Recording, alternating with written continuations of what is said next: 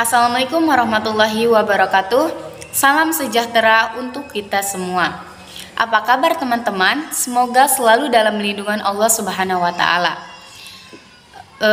Izin memperkenalkan diri, nama saya Uri Septiana dari Prodi PKN semester 3. Di sini saya akan menjelaskan tentang asas-asas hukum acara pidana. Sebelum ke materi, saya akan menjelaskan apa itu hukum acara pidana.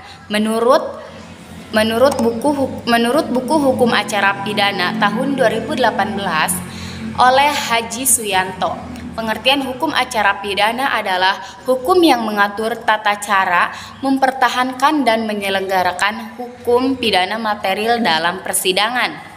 Adapun asas-asas hukum acara pidana, yang pertama, asas praduga tidak bersalah.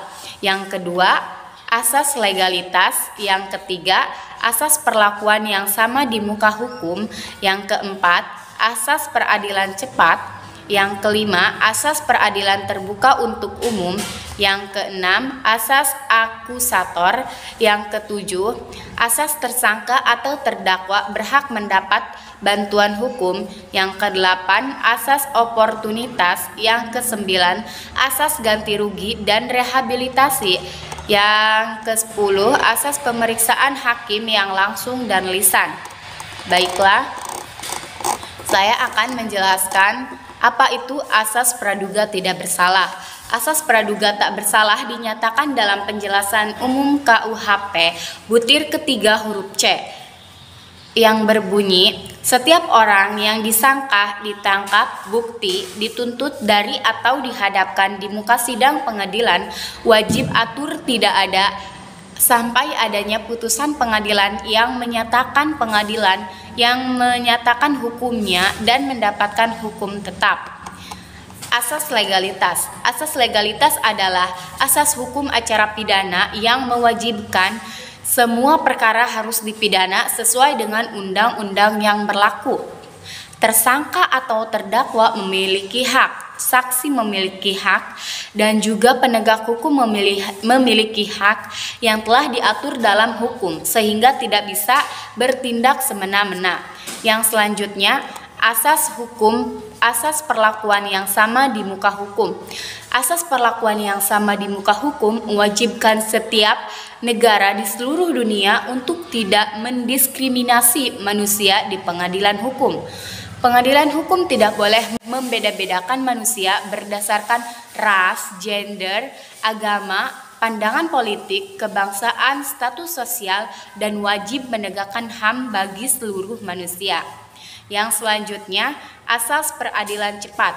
Asas peradilan cepat, sederhana, dan biaya ringan mewajibkan peradilan untuk dilakukan dengan segera, singkat, cepat, dan sederhana, tanpa harus bertele-tele sehingga tidak menelan biaya banyak.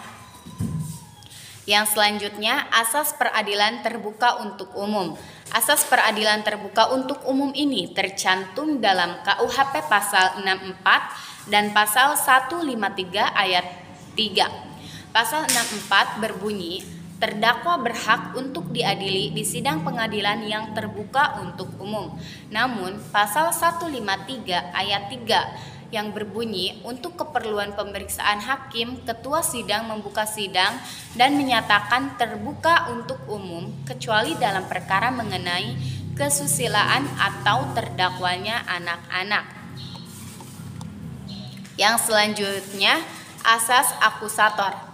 Asas akusator menyatakan bahwa terdakwa atau tersangka bukanlah objek dari persidangan, sehingga ia dapat memberikan keterangan dengan bebas bagaimana yang dilakukan oleh penuntut umum tanpa adanya paksaan. Asas akusator ini diatur dalam pasal 53 dan 66 KUHP. Pasal 53 berbunyi, dalam pemeriksaan pada tingkat penyidikan dan pengadilan, tersangka ataupun terdakwa berhak memberikan keterangan secara bebas kepada penyidik atau hakim. Pasal 66 berbunyi, tersangka atau terdakwa tidak dibebani kewajiban pembuktian. Yang selanjutnya, asas tersangka atau terdakwa berhak mendapat bantuan hukum. Tersangka atau terdakwa suatu perkara memiliki hak bantuan hukum dan dapat memilih penasihatnya sendiri.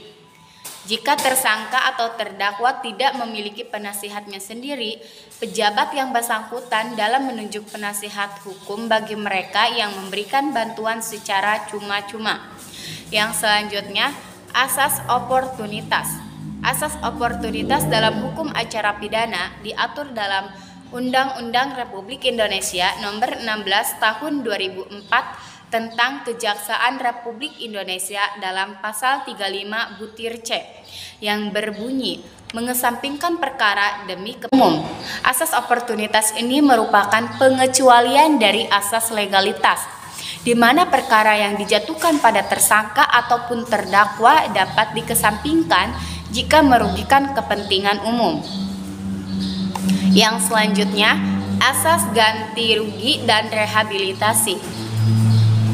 Asas ganti rugi dan rehabilitasi ini diatur dalam Undang-Undang Republik Indonesia Nomor 48 Tahun 2009 tentang kekuasaan kehakiman, tepatnya pada pasal 9 ayat 1 yang berbunyi, setiap orang yang ditangkap, ditahan, dituntut atau diadili tanpa alasan berdasarkan undang-undang atau karena kekeliruan mengenai orangnya atau hukum yang diterapkannya berhak menuntut ganti kerugian dan rehabilitasi. Asas ganti rugi memberikan hak bagi tersangka atau terdakwa untuk menuntut ganti rugi dan rehabilitasi jika terjadi pengadilan hukum yang tidak sesuai dengan undang-undang ataupun terjadi salah tangkap. Yang selanjutnya, asas pemeriksaan hakim yang langsung dan lisan. Asas pemeriksaan hakim yang langsung dan lisan ini memberikan hak bagi tersangka atau terdakwa serta saksi untuk diperiksa secara langsung oleh hakim dengan bahasa yang dapat dimengerti, sehingga pengadilan dapat menemukan kebenaran atas perkara dengan lebih benar. Baiklah, itu saja yang bisa saya sampaikan. Mohon maaf bila terdapat banyak kekurangan. Wabillahi taufiq wal hidayah. Wassalamualaikum warahmatullahi wabarakatuh. Ayo, hukum, jauhi hukuman.